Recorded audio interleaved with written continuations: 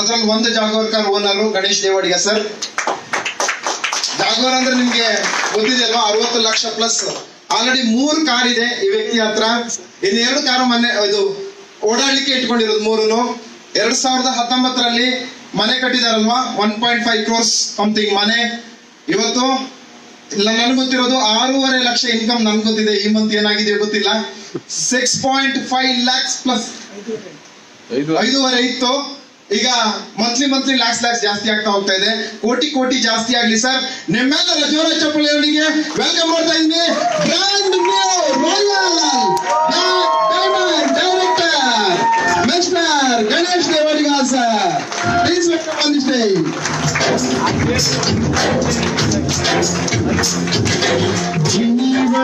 जीवानंद देवा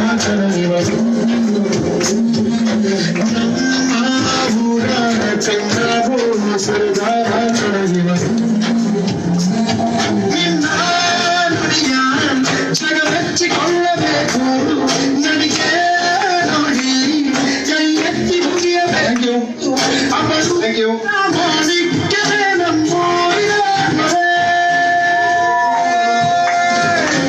ನಿಜವಾಗ್ಲೂ ಅಪರೂಪದ ಮಾಣಿಕ್ಯ. ಇವರನ್ನ ಹಾನರ್ ಮಾಡ್ಲಿಕ್ಕೆ ನಮ್ಮ ಹೆಮ್ಮೆಯ ಲೀಡರ್ಗಳಾದ crown diamond director Divyadev Shetty sir ಹಾಗೆ ಉಮೇಶ್ ಶೆಟ್ಟಿ ಸರ್ ಹಾಗೂ ಮಧು ಸರ್ನ ವೇದಿಕೆಗೆ ಆಹ್ವಾನಿಸ್ತಾ ಇದ್ದೀನಿ. ಸೊ ಬೆಂಗಳೂರಿಗೆ ಬಂದಿದ್ದಾರೆ ಟೀಮ್ ಬೆಂಗಳೂರು ವತಿಯಿಂದ. ಅಂಡ್ ಅಗೈನ್ ಅವರ new title royal black diamond director ಬಂದಿದೆ ಈ ತಿಂಗಳು. ಸೊ ಒಂದ್ಸಲ ಜೋರ ಚಪ್ಪಲಿ ಹೊಡೀರಿ. ನಮ್ಮ ಅದೃಷ್ಟ ಅಂಡ್ ಪ್ರಥಮ ಸನ್ಮಾನವನ್ನ ನಾವೇ ಮಾಡ್ತಾ ಇದ್ದೀವಿ. Yes super, thank you sir. So ನಮ್ಮದೇ ಮೊದಲ ಸನ್ಮಾನ.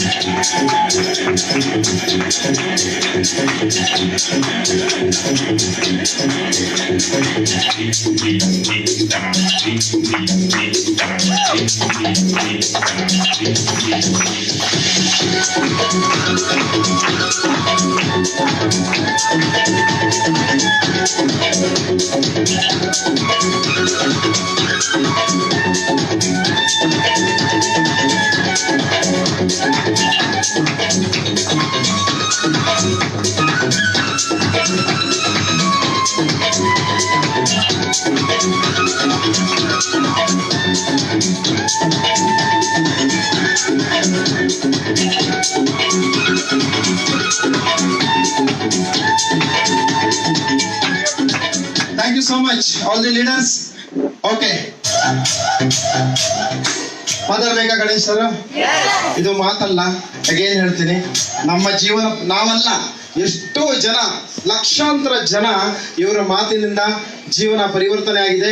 ಇವತ್ತು ನಿಮ್ಗೆ ಅವಕಾಶ ಸಿಕ್ಕಿದೆ, ಸ್ವಲ್ಪ ಜೋರ ಚಪ್ಪಲಿ ಹೊಡೀರಿ. ನಾನು ನನ್ನ ಮುಂದಿನ ಸೀಟಲ್ಲಿ ಹೋಗಿ ಕೂತ್ಕೊಳ್ತೀನಿ. Thank you so much sir.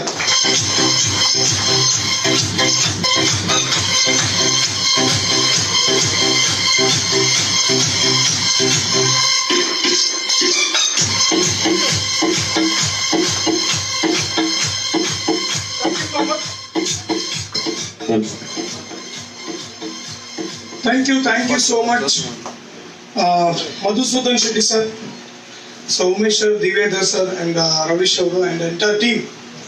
So ಈ ಹಾನರಿಂಗಿಗೆ ನಾನು ಹೃದಯ ತುಂಬಿ ಬರ್ತಾ ಇದೆ. Thank you so much.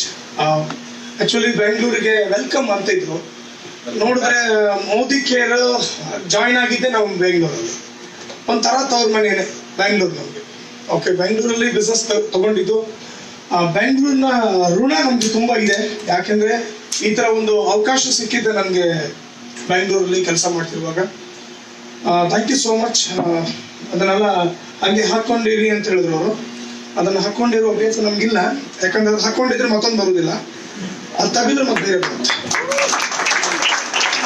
ಕರೆಕ್ಟಾ? ಅವೆಲ್ಲ ಜಾಸ್ತಿ ತಲೆಗೆ ಮನಸ್ಸಿಗೆ ಹೋಗ್ಬಾರ್ದು. ಇನ್ನಷ್ಟು ಮಾಡೋದು ತುಂಬಾ ಇದೆ. ಇನ್ನ ಜಸ್ಟ್ 3%, 0.3% ಜನರಿಗಷ್ಟೇ ನಾವು ಮೋದಿ ಕೇರ್ ರೀಚ್ ಮಾಡ್ಲಿಕ್ಕೆ ಆಗಿತ್ತು. ಅಂದ್ರೆ 99.7% ಜನ ಈಗೆಲ್ಲ ಅಚೀವ್ ಮಾಡ್ತಿರೋದು ನೋಡಿ. ಎಲ್ಲ ಕ್ಯಾಲ್ಕುಲೇಷನ್ ಏನು ಪೂರಾ ಖಾಲಿ ಮಾಡ್ಬಿಟ್ರೆ ಇನ್ನೇನು ಇಲ್ಲ ನಮ್ದು ಅಂತ. ಬಟ್ ಕ್ಯಾಲ್ಕುಲೇಷನ್ ಪ್ರಕಾರ as per data Modi care ನಾವು ಚೆಕ್ ಮಾಡಿದಾಗ 4,250 ಕೋಟಿ ಪ್ರಾಡಕ್ಟ್ ಒಂದು ತಿಂಗಳಿಗೆ ಬೇಕಾಗತ್ತೆ ಬರೇ ಕರ್ನಾಟಕಕ್ಕೆ ಮಂತ್ಲಿ. ಬಟ್ ನಾವು ಮಾಡ್ತಿರೋದು ಈಗ 14 crores, 14 ಕೋಟಿ. 4,250 ಕೋಟಿಯಲ್ಲಿ 14 ಕೋಟಿ ಅಂದ್ರೆ 0.3%. 99.7% ಜನ ಇನ್ನ ಮೋದಿ ಕೇರ್ ಪ್ರಾಡಕ್ಟ್ಗೋಸ್ಕರ ವೆಯ್ಟ್ ಮಾಡ್ತಿದ್ದಾರೆ. ಓಕೆ, ಸೊ ಇದು ಒಂದು ಕಂಪನಿ ಅನ್ನೋದಕ್ಕಿಂತ ಇದೊಂದು ಇಂಡಸ್ಟ್ರಿ. ಈ ಇಂಡಸ್ಟ್ರಿ ಕ್ರಿಯೇಟ್ ಮಾಡೋಷ್ಟು ಮಿಲೇನಿಯರ್ಸ್ ನ ವರ್ಲ್ಡ್ ವೈಡ್ ಯಾವ ಇಂಡಸ್ಟ್ರಿನೂ ಕ್ರಿಯೇಟ್ ಮಾಡಿಲ್ಲ. ವಿತ್ ಇನ್ವೆಸ್ಟ್ಮೆಂಟ್ ಮಾಡಿ ಕೆಲವರು ನೋಡ್ತೀರಾ, ಬಟ್ ನೀವು ವಿದೌಟ್ ಇನ್ವೆಸ್ಟ್ಮೆಂಟ್ ಯಾರಾದರೂ ಮಿಲೇನಿಯರ್ ಆಗಿದಾರ ಅಂದ್ರೆ ಅದು ಡೈರೆಕ್ಟ್ ಸೆಲ್ಲಿಂಗ್ ಮೋದಿ ಕೇರ್ ಇಂಡಸ್ಟ್ರಿಯಲ್ಲಿ ಮಾತ್ರ ಇರೋದು. ಇದು ನನಗೆ ಬಹಳ ಹೆಮ್ಮೆ ವಿಚಾರ. ಯಾಕಂದ್ರೆ ಬಹಳ ಸಲ ಲಕ್ಷ ಸಂಪಾದನೆ ಮಾಡ್ತಿರೋರು ಇಲ್ಲಿ ಇರ್ಬೋದು, ನಾನು ಇಲ್ಲ ಅಂತ ಹೇಳಲ್ಲ. ಅಂಡ್ ಇನ್ಕಮ್ ಜಂಪ್ ಮಾಡ್ತಿರೋರು ಇರ್ತಾರೆ, ಇನ್ಕಮ್ ಲೆವೆಲ್ ಜಂಪ್ ಆಗ್ತಿರ್ತಾರೆ. 5 lakh ತಗೊಳ್ತಿರೋರು 10 lakh ತಗೊಳ್ತಾರೆ. 5 lakh ತಗೋಬೇಕಂದ್ರೆ 5 ಕೋಟಿ ಹಾಕಿರ್ತಾರೆ. 10 lakh ತಗೊಳಕ್ ಮತ್ತೆ 5 ಕೋಟಿ ಹಾಕಿದ್ರೆ 10 ಬರೋದು. ಫಸ್ಟಿನ 5ಕ್ಕೆ ಮತ್ತೆ ಬರೋದಿಲ್ಲ. ನಾನ್ ನೋಡಿದಕ್ಕೆ ಕರೆಕ್ಟ್ ಎಲ್ಲ ಅಷ್ಟೇ. ಇನ್ನು ಈ ಹೋಟೆಲ್ ಓನರ್ ಲಕ್ಷ ಸಂಪಾದನೆ ಮಾಡ್ತಾರೆ ಇಲ್ಲ ಅಂತ ಇಲ್ಲ. ನಾನು ಇವಾಗ ಭೇಟಿ ಮಾಡಿ ಬಂದೆ ಓನರ್. ಅವ್ರಿಗೆ ಇನ್ನೊಂದು ಲಕ್ಷ ಬರ್ಬೇಕಂದ್ರೆ ಈ ತರದ ಇನ್ನೊಂದು ಬಂಡವಾಳ ಹಾಕಿ ಮಾಡ್ಬೇಕು ಹೊರತು ಇದರಲ್ಲೇ ಡಬಲ್ ಇನ್ಕಮ್ ಬರೋದೇ ಇಲ್ಲ. ಅದಕ್ಕೆ ಜಾಬ್ ಅವರು ಬದುಕ್ತಿದ್ದಾರೆ, ಬಿಸ್ನೆಸ್ ಮ್ಯಾನ್ ಮೇಂಟೈನ್ ಮಾಡ್ತಿದ್ದಾರೆ, ನೆಟ್ವರ್ಕರ್ ಬೆಳೀತಿದ್ದಾರೆ. ಯಾವ ಫೀಲ್ಡಿಗೆ ಹೋಗ್ಬೇಕು ಅನ್ನೋದು ನಮ್ ಚಾಯ್ಸ್.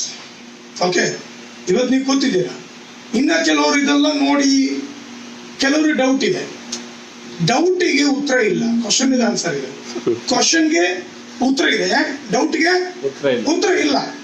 ಕೆಲವ್ರು ಬಂದ್ ಸರ್ ನಂತರ ಒಂದು ಡೌಟ್ ಇದೆ, ಹೇಳಲೇಬೇಡ, ನನ್ನ ಹತ್ರ ಆಗಲ್ಲ. ಕ್ವಶನ್ ಇದ್ರೆ ಕೇಳಿ. ಬಿಸ್ನೆಸ್ ಹೆಂಗ್ ಮಾಡುದು ಕೇಳಿ, ಹೇಳ್ತೀವಿ. ಮಾಡಬಹುದಾ ನೀನ್ ಹೇಳ್ಬೇಕು, ನಾನು ಹೇಳೋದಲ್ಲ. ಈಗ ಕಾಲ ಬಿಸ್ನೆಸ್ ನಡೀತದ ನಡೆಯಲ್ವಾ ಅನ್ನೋ ಕಾಲ ಅಲ್ಲ ಇದು. ಬಿಸ್ನೆಸ್ ಬೇಕಾ ಬೇಡ ಅನ್ನೋ ಕಾಲ. ಮೋದಿ ಕೇರ್ ನಡೀತದ ನಡೆಯಲ್ವಾ ಅನ್ನೋದು 20 ವರ್ಷದ ಹಿಂದೆ ಕೇಳಿದ್ರೆ ನಾನು ಓಕೆ ಹೇಳ್ಬೋದು. ಯಾಕೆ ನಡೀತದ ನಡೆಯಲ್ವಾ? ಯಾಕಂದ್ರೆ ಅಲ್ಲಿ ತನಕ ಯಾರು ಕ್ರಿಯೇಟ್ ಮಾಡಿಲ್ಲಲ್ಲ 1 ಲಕ್ಷ. ಈ 1 ಲಕ್ಷ ಈವನ್ ಜಾಗೋರ್ ಎದುರುಗಡೆ ಬಂದು ನಿಂತ್ಕೊಂಡು ಕೇಳ್ತಾರೆ ಇದು ನಡೀತದ. ನಾನು ಗಾಡಿ ಸ್ಟಾರ್ಟ್ ಮಾಡ್ತೀನಿ, ಎದುರು ನಿಂತ್ಕೊಂಡು ನಡೀತದ ನಡೆಯಲ್ಲ ಗೊತ್ತಾಗ್ತಿದ್ಯಾ? ಯಾಕೆ ಮಾಡ್ಬೇಕು? ನನ್ನ ಫ್ರೆಂಡ್ ಹೇಳಿದ್ರು, ರವೀಶ್ ನಮ್ಮ ಫೇವ್ರೇಟ್. ಯಾಕಂದ್ರೆ ಅವರೆಲ್ಲ ಬಿಸ್ನೆಸ್ ತಗೊಳ್ಳುವಾಗ ನಾನ್ ಬಿಸ್ನೆಸ್ ತಗೊಂಡಿದ್ದು ದೊಡ್ಡ ವಿಚಾರ ಅಲ್ಲ. ಅವರು ಬೆಳೀತಾ ಇರೋದು ನೋಡಿ ತಗೊಂಡಿದ್ದಾರೆ. ನಮ್ಗೆ ಬೇರೆ ದಾರಿ ಇಲ್ಲದೆ ಅನಿವಾರ್ಯದಿಂದ ತಗೊಂಡಿದ್ದು. ಮೋದಿ ಕೇರ್ ಪ್ರೋಗ್ರಾಮಿಗೆ ಬರುವಾಗ ನಾವು ಹೇಗಿದ್ದೀವಿ ಅಂದ್ರೆ, ಈಗ ನಿಮ್ಮ ಕರ್ಕೊಬಂದವರು ಇನ್ನು ಜಾಯ್ನ್ ಆಗ್ತಾನೋ ಇಲ್ವೋ ಅನ್ನೋದೊಂದು ಇರುತ್ತೆ. ಓಕೆ, ಕರ್ಕೊಬಂದವನು ಏನ್ ಮಾಡೋದು, ಮಾಡ್ಬೇಕಾ ಬೇಡ ಅಂತ. ನಾವು ಪ್ರೋಗ್ರಾಮ್ ನೋಡೋಕೆ ನಮ್ಮ ಮೈಂಡ್ ಏನ್ ಹೇಳ್ತಿರ್ತ, ನನ್ ಕರ್ಕೊಂತಾರೋ ಇಲ್ವೋ ಅನ್ನೋತ. ಹೆಂಗಾರ ಮಾಡಿ ನನ್ ಕರ್ಕೊಳ್ಳಿ. ನಾವು ಮನೆಯವ್ರಿಗೆ ಅಲ್ಲೇ ಹರಕೆ ಹೇಳ್ತಿದ್ವಿ ಪ್ರೆಸೆಂಟೇಷನ್ ಆಗುವಾಗ. ಅಂದ್ರೆ ಲಾಸ್ಟಿಗೆ ಇಲ್ಲ ನಮ್ಮನ್ನ ರಿಜೆಕ್ಟ್ ಮಾಡಿದ್ರೆ ಕಥೆ ಏನು ಅಂತ. ಯಾಕೆಂದ್ರೆ ಆ ಲೆವೆಲ್ಗೆ ನಮ್ಗೆ ಜೀವನ ಅರ್ಥ ಆಗಿತ್ತು. ಸೊ ಯಾರು ಕಾಯ್ತಾ ಇದ್ದಾರೆ ಅವ್ರಿಗೆ ಮಾತ್ರ ಇದು ಸಿಗುತ್ತೆ. ಈಗ ಉದಾಹರಣೆಗೆ ನಿಮ್ ಮನೆಯಲ್ಲೇ ಸಹಿತ ದೋಸೆ ಮಾಡೋದು ಗೊತ್ತು, ಕರೆಕ್ಟ್? ದೋಸೆ ಹಂಚು ಬಿಸಿ ಇಲ್ದೇನೆ ನೀವು ಹಿಟ್ಟು ಹಾಕಿದ್ರೆ ಅದು ತಗೊಳ್ದಿಲ್ಲ, ಹೌದಲ್ಲ? ಒಂದ್ ಲೆವೆಲ್ ಕಾದಿದ್ರೆ, ನಾವು 5 ವರ್ಷ ಕಾದಿದ್ವಿ. ಯಾಕೆ? ಹೋಟ್ಲ್ ಸಪ್ಲೈಯರ್, ವಾಟರ್ ಬಾಯ್, ಕ್ಲೀನರ್ ಎಲ್ಲ ಕೆಲಸ ಮಾಡಿ ಒಂದ್ ಲೆವೆಲ್ ಬಿಸಿ ಮುಟ್ಟಿತ್ತಲ್ಲಿ. ಬಿಸಿ ಮುಟ್ಟಿರೋದ್ರಿಂದ ಮೋದಿ ಕೇರ್ ಇಮಿಡಿಯೇಟ್ ನಾವು ರಿಸೀವ್ ಮಾಡ್ಕೊಂಡು ಇದು ನಮ್ಗೆ ರೈಟ್ ಫೀಲ್ಡ್ ಅಂತ. 5 ವರ್ಷಕ್ಕೆ ಜಾಬ್ ಅಲ್ಲಿ ನಾವು ಜೀವನ ಇಲ್ಲ ಅಂತ ನಮ್ಗೆ ಗೊತ್ತಾದ ನಂತರನೇ ನಾವು ಈ ಬಿಸ್ನೆಸ್ ಅಲ್ಲೇ ಸೀರಿಯಸ್ ತಗೊಂಡಿದ್ವಿ. ನಾವು ಆ ಟೈಮಿಗೆ ಬೇರೆ ಯಾರಾದ್ರೂ ಮಾಡ್ಲೇಬೇಕು ಅನ್ನೋ ತುಡಿತ ನಮ್ಗೆ ಆ ಟೈಮಲ್ಲಿ ಇತ್ತು. ಆ ಹುಡುಕ್ತಿರೋ ಟೈಮಲ್ಲೇ ನಮ್ಗೆ ಮೋದಿ ಕೇರ್ ಸಿಕ್ತು. ಹಾಗಾಗಿ ನಾವು ಮೋದಿ ಕೇರ್ನ ಎಷ್ಟು ಸ್ಪೀಡ್ ಆಗಂದ್ರೆ ನನ್ನ ಫ್ರೆಂಡು ನಂಗೆ ಮೋದಿ ಕೇರ್ ಪ್ರೋಗ್ರಾಮ್ ತೋರಿಸಿದ್ದು ಬೆಳಿಗ್ಗೆ 7:30 8 ಗಂಟೆ. ಯಾಕಂದ್ರೆ ನಾವು ಮತ್ತೆ 9 ಗಂಟೆ ಮತ್ತೊಬ್ಬ ಸಪ್ಲೈಯರ್ ಆಗಿ ಮತ್ತೆ ಇದೇ ತರ ಹೋಟ್ಲಲ್ಲಿ ಶಾಂತಿಸಾಗರ ಜಯನಗರ 4th ಬ್ಲಾಕ್ ಹಿಂಭಾಗ. ಈಗ ಹೋಟೆಲ್ ಇಲ್ಲ ಅಲ್ಲಿ, ಬೇರೆ ಉಡುಪಿ ಗ್ರ್ಯಾಂಡ್ ಆಗಿದೆ ನೋಡಿ, ಯಾವ ರೇಂಜಿಗೆ ಹೋಟ್ಲೇ ಇಲ್ಲ ಅಲ್ಲಿ. ನಿನ್ ಕೆಲಸ ಇರ್ತಿತ್ತು ಅಲ್ಲೇ ಅಲ್ಲೋ, ಉಡುಪಿ ಗ್ರ್ಯಾಂಡ್ ಆಗಿದೆ ಅದೀಗ. ಸೊ ಆ ರೇಂಜಿಗೆ ನಾವು ಒಳ್ಳೆ ನಿರ್ಧಾರ ಮಾಡಿದ್ದೀವಿ ಅಂತ. ಸೊ ಥ್ಯಾಂಕ್ಸ್ ಟು ಗಾಡ್ 21ನೇ ವಯಸ್ಸಲ್ಲಿ ಇಷ್ಟು ದೊಡ್ಡ ಮಟ್ಟದಲ್ಲಿ ಮೋದಿ ಕೇರ್ ಬೆಳೆದಿಲ್ಲ ಅಂದ್ರೂ ಡಿಸೈಡ್ ಮಾಡುವಂತ ಬುದ್ಧಿ ನಂಗೆ ಕೊಟ್ರಲ್ಲ ದೇವರು. ಅದರಲ್ಲೂ ಅಂತ 70 ಜನ ನೆಗೆಟಿವ್ ಮೈಂಡ್ ಹುಡುಗರ ಜೊತೆ ಇದ್ದಾಗಲೂ ಅವರು ನನ್ನ ಬಲಿ ತಗೊಳ್ತಿದ್ರು ಮೋಸ್ಟ್ಲಿ. ನಿಜವಾಗ್ಲೂ ಕೆಲವರೆಲ್ಲ ಇಲ್ಲಿಂದ ಹೋದವರು ಈಗ ಹೋಗ್ತಿರಲ್ಲ, ಈ ಕೆಲವರೊಂದು ಅಭ್ಯಾಸ ಇದೆಲ್ಲ ನೋಡಿದ್ರ ಮೇಲೂ ಏನ್ ಮಾಡ್ಲಿ, ನಾನು ತಗೊಳ್ಬೇಕಾ ಬೇಡವಾ, ಸ್ಟಾರ್ಟ್ ಮಾಡ್ಬೇಕಾ ಬೇಡವಾ ಅಂತ ಕೆಲವ್ರನ್ನ ಕೇಳೋ ಅಭ್ಯಾಸ ಇದೆ ಕೆಲವರಿಗೆ. ಹೊರಗಡೆ ಹೋದ್ರ ಕೇಳ್ಕೊಂಬರ್ತೀನಂತ ಇಲ್ಲಿ ತನಕ ನನ್ನ 12 ವರ್ಷದ ಎಕ್ಸ್ಪೀರಿಯನ್ಸ್ ಅಲ್ಲಿ ಹೋದವ್ರ ವಾಪಸ್ ಬಂದೇ ಇಲ್ಲ. ಖಂಡಿತ ನಿಮ್ಮನ್ನ ನೆಗೆಟಿವ್ ಮೈಂಡ್ ಇರೋ ಬಲಿ ತಗೊಳ್ತಾರೆ. ನೀವು ಕೊರೋನಾ ಅಂತ ಹೇಳ್ತಿದ್ರಲ್ಲ, ಅದಕ್ಕಿಂತ ಡೇಂಜರ್ ಇವ್ ನೆಗೆಟಿವ್ ಮೈಂಡ್ ಅಲ್ಲ. ಅರ್ಥ ಆಗ್ತಿದ್ಯಾ? ನಾವು ಆ ಕೊರೋನಾ ವೈರಸ್ ಹೆದರ್ಕೊಳ್ಳೋದೇ ಇಲ್ಲ. ಯಾಕೆ? ಅದಕ್ಕಿಂತ ದೊಡ್ಡ ದೊಡ್ಡ ವೈರಸ್ ನಾವು ಮೋದಿ ಕೇರ್ ನೋಡಾಯ್ತು. ನಮ್ಮೂರಷ್ಟು ಅಥವಾ ನಮ್ಮ ದೇಶದಲ್ಲಿ ಕೆಲವರು ಇದ್ದಾರೆ, ಅಷ್ಟು ನೆಗೆಟಿವ್ ಮೈಂಡ್ ಇದ್ದಾರೆ ಅಂದ್ರೆ ಅವರಷ್ಟು ಕೆಟ್ಟ ವೈರಸ್ ನಾವು ನೋಡೇ ಇಲ್ಲ. ಎಷ್ಟೋ ಜನ ಕನಸುಗಾರರು ಡ್ರೀಮು ಎಷ್ಟು ಬೇಗ ಮೊಬೈಲ್ ಸ್ವಿಚ್ ಆಫ್ ಮಾಡಿಸ್ತಾರೆ ಗೊತ್ತ ಅವ್ರನ್ನ. ಒಂದು ಸುಮ್ಮನೆ ಅವ್ರು ಸಿಮ್ನೆ ಹಾಳು ಮಾಡೋಷ್ಟು ಎಫೆಕ್ಟಿವ್ ಇಂಪ್ಯಾಕ್ಟ್ ಅನ್ನ ಬೀರುವಂತ ವೈರಸ್, ನಮ್ಮ ನೆಗೆಟಿವ್ ವೈರಸ್ ನಮ್ಮ ಮೈಂಡಲ್ಲೇ ಇದೆ. ಇನ್ನೇನಿದೆ? ಅರ್ಥ ಆಗ್ತಿದ್ಯಾ? ಸೊ ಆ ವೈರಸ್ ನಾವು ಎದುರ್ಕೊಳ್ಳೋದೇ ಇಲ್ಲ. ಅಂಡ್ ನಾವು ಎಷ್ಟು ಅಲ್ಟ್ರಾ ಪಾಸಿಟಿವ್ ಇದೀವಿ ಅಂದ್ರೆ, ನಾನು ಇನ್ನೂ ಒಬ್ರಿಗೆ ಮೆಸೇಜ್ ಕಳಿಸಿದ್ದೆ ಪ್ರೋಗ್ರಾಮಿಗೆ ಬನ್ನಿ ಸರ್ ಅಂತ. ಅವ್ರು ಹೇಳಿದ್ರು ಇಲ್ಲ ಸರ್ ಕೊರೋನಾ ವೈರಸ್ ಇದೆ, ನಾವೆಲ್ಲೂ ಹೋಗುದಿಲ್ಲ. ನಾನು ಹೇಳಿದೆ ಡ್ರೀಮರಿಗೆಲ್ಲ ಕೊರೋನಾ ವೈರಸ್ ಏನು ಮಾಡಲ್ಲ, ಕೆಲಸ ಇದ್ದವ್ರನ್ನ ಕರೆಕ್ಟ್ ಬಲಿ ತಗೊಳುತ್ತೆ ನೋಡಿ. ಯಾಕೆಂದ್ರೆ ನಮ್ಮ ಹತ್ರ ಕೊರೋನಾ ವೈರಸ್ ಬಿಡಿ ಯಮ ಬಂದ್ರು ಸ್ವಲ್ಪ ದಿನ ನಮ್ ಡ್ರೀಮ್ ಲೀಸ್ಟ್ ಕೇಳಿ ಅವ್ನು ಸುಮ್ಮನೆ ಹೋಗ್ತಾನೆ. ಸ್ವಲ್ಪ ದಿನ ವರ್ಷ ಇಡು, ಏನಾದ್ರು ಮಾಡ್ತಿದ್ಯಾ ಮಾಡು. ಅರ್ಥ ಆಗ್ತಿದ್ಯಾ? ಕೆಲವು ಅಜ್ಜಿ ಸಾಯಲ್ಲ ಗೊತ್ತಾ ನಿಮ್ಗೆ, ತುಂಬಾ ಕನಸಿರುತ್ತವ್ರಿಗೆ ಆಯ್ತಾ, ಅವ್ರು ಸುಮಾರು ವರ್ಷ ಇರ್ತಾರೆ. ಯಾರಿಗೆ ನಮ್ಗೆ ಆಯ್ತು ಜೀವನ ಸಾಕು ಅಂದ್ರೆ ಕೊರೋನಾನು ಬರುತ್ತೆ, ಬೇರೆ ಏನೋ ಬರುತ್ತೆ. ಈ ಕೊರೋನಾ ಫೀಲ್ಡ್ ಅಲ್ಲಿ ಇದೆ, ಮೈಂಡ್ ಅಲ್ಲಿ ಇದೆ. ಹಲೋ, ಮೈಂಡ್ ಅಲ್ಲಿ ಅದಕ್ಕಿಂತ ಡೇಂಜರ್ ನಮ್ಮ ಮೈಂಡ್ ಅಲ್ಲಿ ಇದೆ. ಸೊ ಹಾಗಾಗಿ ಸೊ ಲಾಸ್ಟ್ ಮಂತ್ ಈಗ ಆಲ್ರೆಡಿ ಬಹಳ ಸಂಭ್ರಮದ ಸಮಯ. 7ನೇ ತಾರೀಕು 8ನೇ ತಾರೀಕು 9ನೇ ತಾರೀಕು ಅಂದ್ರೆ ನಮ್ಮ ಹಬ್ಬವೇ ಹಬ್ಬ. ಯಾಕೆ? ಪೇಮೆಂಟ್ ಅಲ್ಲ ರಿಫ್ಲೆಕ್ಟ್ ಆಗುತ್ತೆ. ಮೊಬೈಲ್ ನೋಡಿ ಸಿಕ್ಕಾಪಟ್ಟೆ ಖುಷಿ ಆಗೋದೇ 7ನೇ ತಾರೀಕು. So Modi care app open ಮಾಡ್ತಿದ್ದಂಗೆ ಅನ್ಬಿಲೀವೇಬಲ್, ನಂಬಕ್ ಅಸಾಧ್ಯವಾದದ್ದು. ಇದನ್ನು ಓಪನ್ ಚಾಲೆಂಜ್ ಸಹಿತ ಲಾಸ್ಟ್ ನನ್ನ ಡಿಸೆಂಬರ್ ಒಂದೇ ಬಂದಿರೋ ಜನವರಿ ಚೆಕ್, ಜನವರಿ ಬಂದಿರೋ ಚೆಕ್ 5,76,833. ಸೊ ಇವತ್ತು ಫಸ್ಟ್ ಟೈಮ್ ಎಲ್ಲೂ ಅನೌನ್ಸ್ ಆಗಿಲ್ಲ, ಬೇರೆ ಅನೌನ್ಸ್ ಮಾಡಬೇಡಿ, ಸೀಕ್ರೆಟ್. ನಾವೇ ಮೊದಲು, ನಮ್ಮಲ್ಲೇ ಮೊದಲು. 150% growth in 3 months. 150% growth in 3 months. Within 3 months 150% growth ಆಗಿದೆ. ಇದು ಯಾವ್ದಾದ್ರು ಜಾಬ್ ಅಲ್ಲಿ ಇದೆಯಾ? ಲೆಕ್ಕ ಹಾಕಬೇಡಿ, ನಾನೇ ಹೇಳ್ಬಿಡ್ತೀನಿ. ಈ ಮೈಂಡ್ ಎಲ್ಲ ಲೆಕ್ಕ ಹಾಕ್ಬಿಡ್ತೀನಿ. 150 ಅಂದ್ರೆ ಎಷ್ಟಾಯ್ತು? Be present 8,65,000.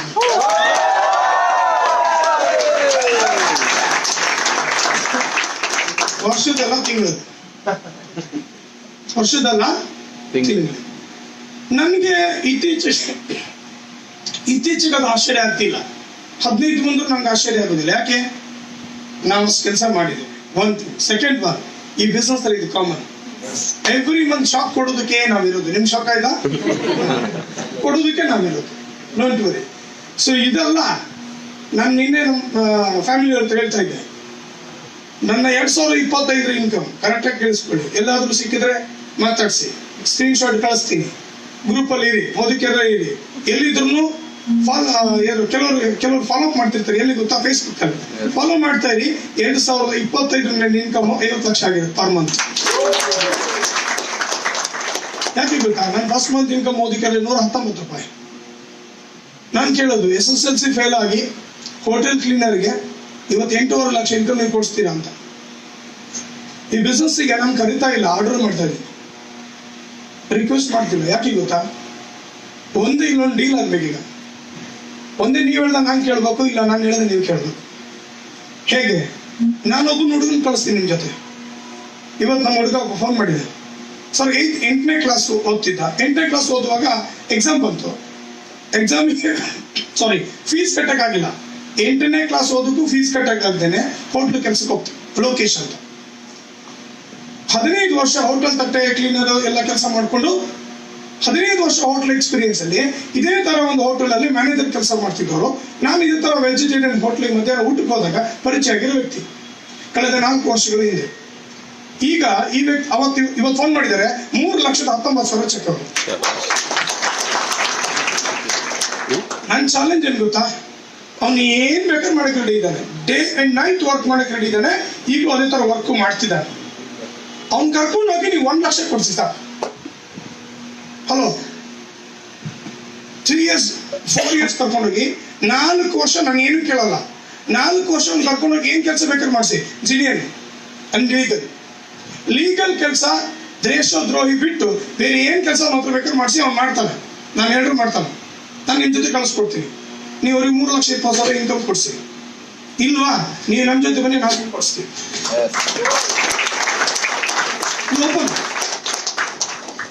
ಅರ್ಥ ಆಗ್ತಿದ್ಯಾ? ಸೊ ಇದು ಮಿರಾಕಲ್. ಇನ್ನ ಪ್ರಾಡಕ್ಟ್ಗಳು ಜಾಸ್ತಿ ಆಗ್ತಾ ಹೋಗುತ್ತೆ. ಇದು ಸಹಿತ ಆಲ್ರೆಡಿ ಸರ್ ಹೇಳಿದ್ದಾರೆ. ಕೆಲವ್ರಿಗೆ ಒಂದು ಕ್ವಶನ್ ಏನಂದ್ರೆ, ಮಾಡ್ತಾ ಇರೋದು ಹೇಳಿದ್ದಾರೆ, ಏನ್ ಮಾಡ್ಬೇಕಂತ ಹೇಳ್ತಿಲ್ಲ ಅಂತ.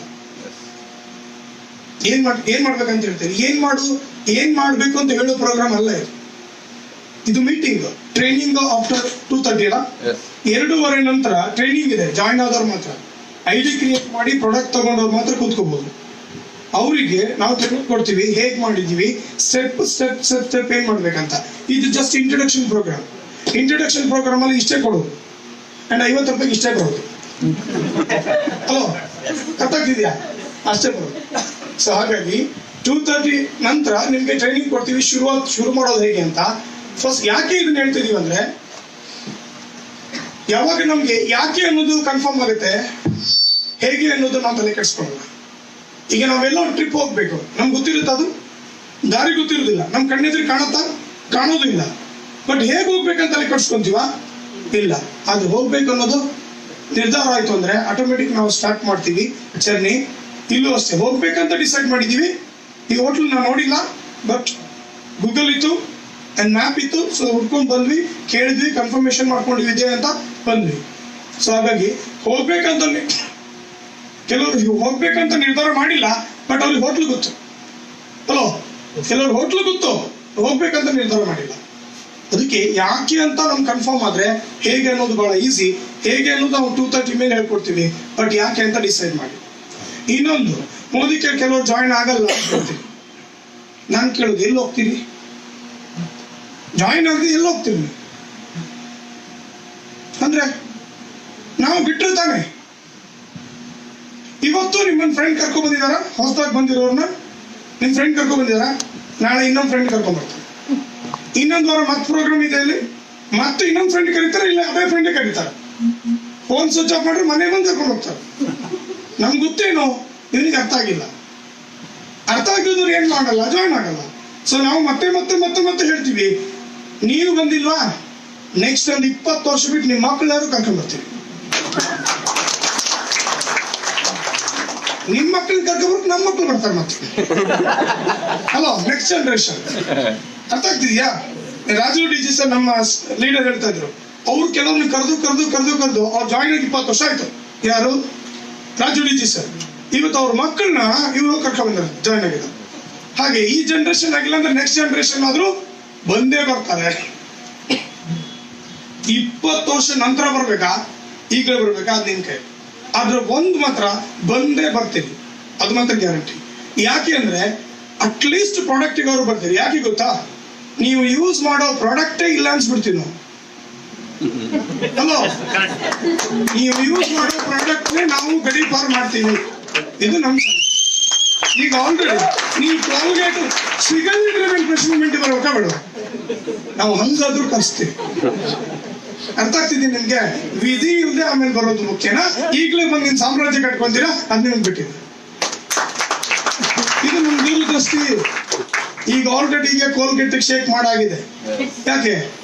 ಈಗ ಆಲ್ರೆಡಿ ನಮ್ಮ ಹತ್ರ ಸುಮಾರು 1-2 ಕೋಟಿ ಜನ ಅಂತೂ ಮೋದಿ ಕೇರ್ ಪೇಸ್ಟ್ ಯೂಸ್ ಮಾಡ್ತಿದ್ದಾರೆ ಮಂತ್ಲಿ. ಹಾಗಾದ್ರೆ ಮೊದಲು ಏನ್ ಯೂಸ್ ಮಾಡ್ತಿದ್ರು? ಕೋಲ್ಗೇಟ್. ಕೆಲವು ನಮ್ಮ ಶಿವಮೊಗ್ಗ ಡಿಸ್ಟ್ರಿಕ್ಟ್ ಕೆಲವೊಂದು ಗ್ರಾಮಗಳನ್ನ ಈ ಸಂಪೂರ್ಣ ವಿಮಾ ಗ್ರಾಮ ಅಂತ ಕೆಲವರು LIC ಬೋರ್ಡ್ ಹಾಕ್ತಾರೆ ಗೊತ್ತಾ? ಅವ್ರು ಏನಂದ್ರೆ ಬೇರೆ ಯಾರು LIC ಏಜೆಂಟ್ ಎಂಟ್ರಿ ಕೊಡಬಾರ್ದು ಅಂತ ಹಾಕಿರ್ತಾರೆ. ನಾವು ಹಾಕ್ತೀವಿ ಇನ್ಮೇಲೆ ಸಂಪೂರ್ಣ ಮೋದಿ ಕೇರ್ ಗ್ರಾಮ.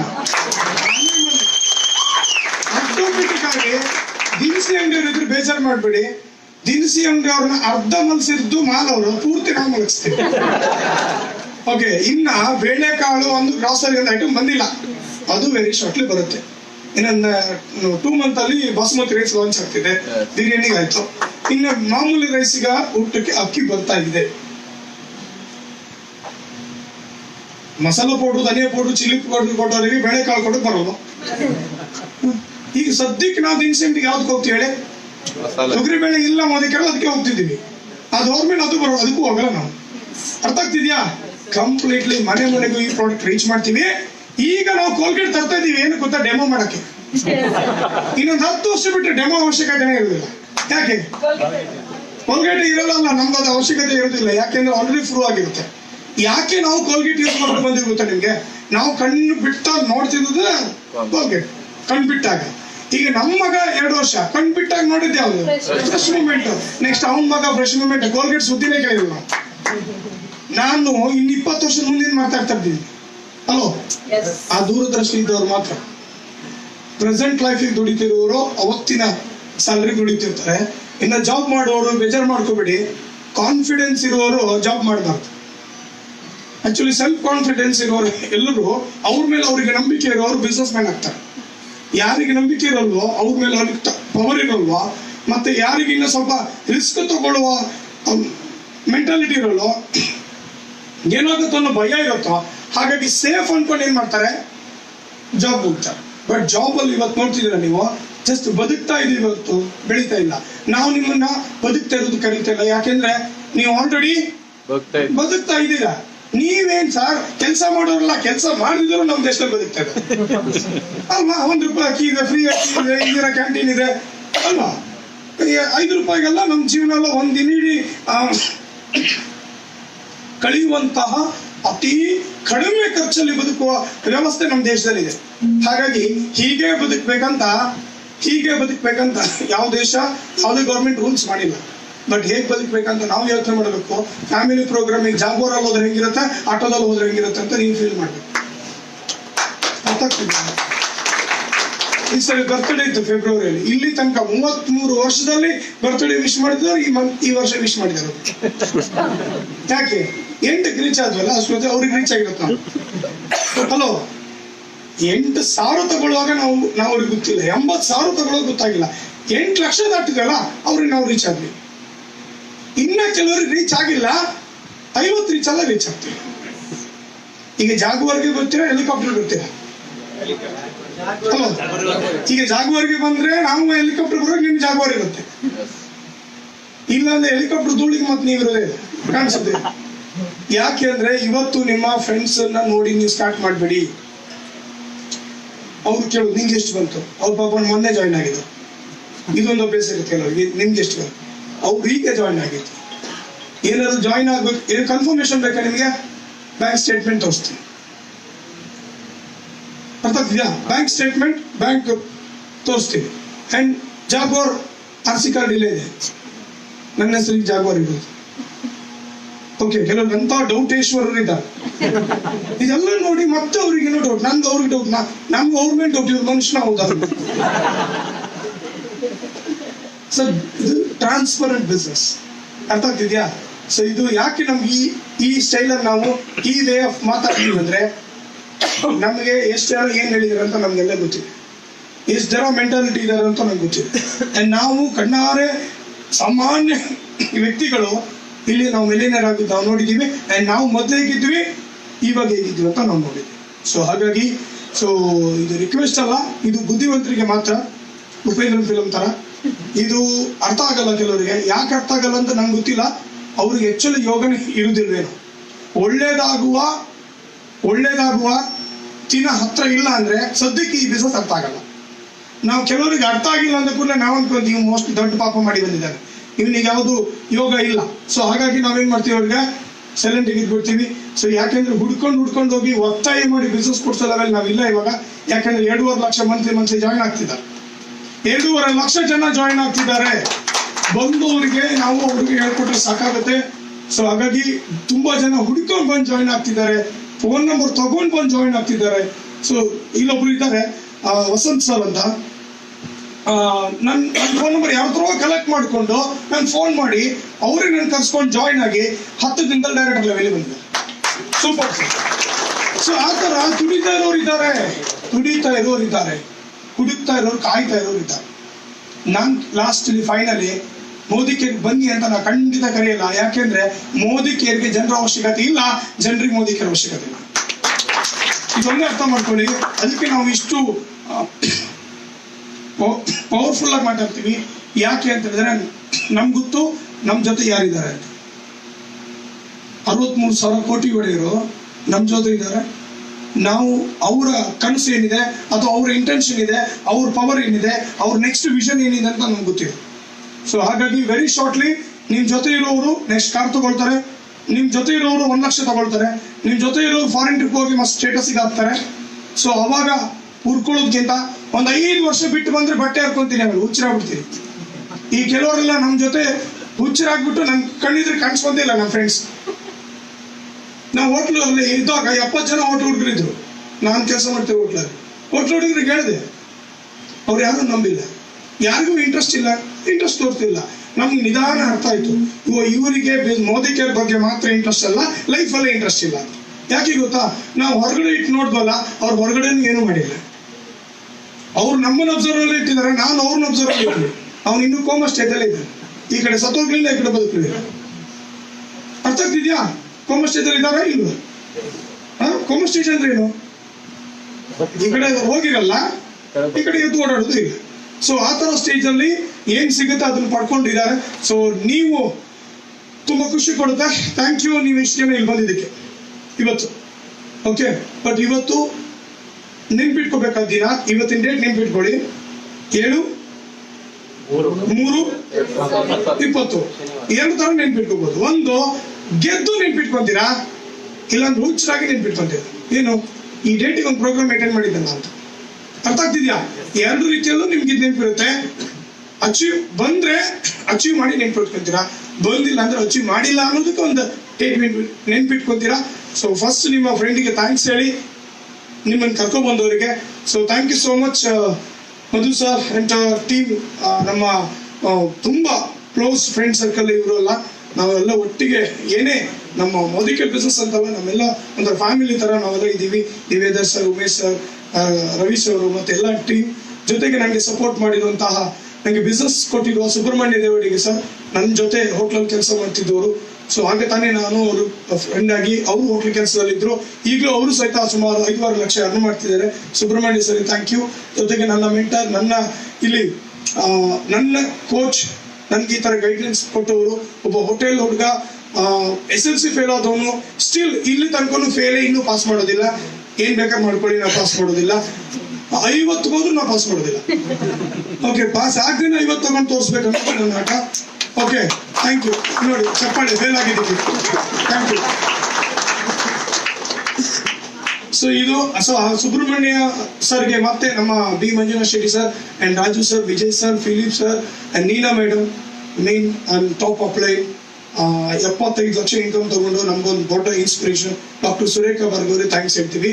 ಸೊ ಇನ್ನೊಂದು ನಾವು ಎಷ್ಟು ಲಕ್ಕಿ ಅಂತ ಹೇಳಿದ್ರೆ, ಈ ಏಜ್ ಅಲ್ಲಿ ಇಷ್ಟ ಓದಿಲ್ಲ ಅಂದ್ರೂ ಇದೆಲ್ಲ ಹೇಗೆ ಸಾಧ್ಯ ಆಯ್ತು ಅಂತಂದ್ರೆ, ನಮ್ಮ ಬಗ್ಗೆ ಥಿಂಕ್ ಮಾಡೋಕೆ ಜನ ಇದ್ದಾರೆ. ಹಲೋ, ನೆಕ್ಸ್ಟ್ ಒಂದು ವೇದಿಕೆ ಕ್ರಿಯೇಟ್ ಆಗ್ತಿದೆ ನಮಗೆ. ಇದೇ ತಿಂಗಳ 17-18 ತಾರೀಕು, ಇದೇ ತಿಂಗಳ 17-18 ಮತ್ತೆ ಪುನಃ ನಾನು ಬೆಂಗಳೂರು ಬರ್ತೀನಿ. ಗೋಲ್ಡನ್ ಫಾರ್ಮ್ ರೆಸಾರ್ಟ್ ಅಲ್ಲಿ millionaire celebration film fair award ರೇಂಜಿಗೆ ನಡೀತಾ ಇದೆ. ಕರ್ನಾಟಕ, ಕೇರಳ ಅಂಡ್ ಕಲ್ಕತ್ತಾ ಲೀಡರ್ಸ್ ಗಳಿಂದ ಮಿಲೇನಿಯರ್ ಸೆಲೆಬ್ರೇಷನ್, ಸುಮಾರು 150ಕ್ಕೂ ಜಾಸ್ತಿ ಜನ ಮಿಲೇನಿಯರ್ಸ್ ಒಂದ್ ಕಡೆ ಸೇರಿ ಸೆಲೆಬ್ರೇಷನ್ ಮಾಡ್ತಾ ಇದೀವಿ. ಗೋಲ್ಡನ್ ಫಾರ್ಮ್ ರೆಸಾರ್ಟ್ ಮಿಲೇನಿಯರ್ ಆದವ್ರಿಗೆ ಮಾತ್ರ ಚಾನ್ಸ್ ಇರೋದು.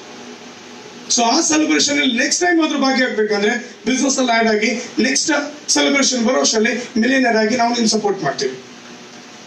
ಇವತ್ತು ಬಹಳಷ್ಟು ಜನ ಬಂದ್ರು ಪ್ರೋಗ್ರಾಮಿಗೆ, ನೀವು ಬಂದ್ರಿ ಡೈರೆಕ್ಟ್ ಆಗಿ ಬಂದ್ರಿ ಕೂತ್ಕೊಂಡ್ರಿ, ಕರೆಕ್ಟ್. ಇಲ್ಲಿ ಹಾಲ್ ಬುಕ್ ಮಾಡಿದ್ರು, ಪ್ರೋಗ್ರಾಮ್ ಪ್ರೆಸೆಂಟೇಶನ್ ಕೊಟ್ರು, ಮ್ಯೂಸಿಕ್ ತಂದಿಟ್ರು, ಸ್ಕ್ರೀನ್ ತಂದಿಟ್ರು, ಪ್ರೊಜೆಕ್ಟರ್ ತಂದಿಟ್ರು, ಪ್ರೋಗ್ರಾಮ್ ನಡಿಬೇಕು ಅಂತ ಡಿಸಿಷನ್ ತಗೊಂಡ್ರು. ಒಬ್ಬ ವ್ಯಕ್ತಿ ಸಿಂಗಲ್ ವ್ಯಕ್ತಿ ಇದನ್ನೆಲ್ಲ ಮಾಡೋಕ್ಕಾಗುತ್ತೆ? ನಿನ್ನೆ ಜಾಯ್ನ್ ಆದವರು ಇಲ್ಲ. ಈಗ ಸಾಕಷ್ಟು ಜನ ನಿಮ್ಮ ಫ್ರೆಂಡ್ಸ್ ಅನ್ನು ಕರ್ಕೊಂಡ್ ಬಂದಿರ ನೀವು, ಕರೆಕ್ಟ್. ಸೊ ಇದು ನಿಮ್ಮ ಲೀಡರ್ ನಿಮಗೆ ಸಪೋರ್ಟ್ ಮಾಡ್ತಿರೋದು. ನೀವು ಬಿಸ್ನೆಸ್ ಡೆವಲಪ್ ಮಾಡಕ್ ಬಂದಿದ್ದೀರಾ ನಿಮ್ಮ ಫ್ರೆಂಡ್ ಕರ್ಕೊಂಡು,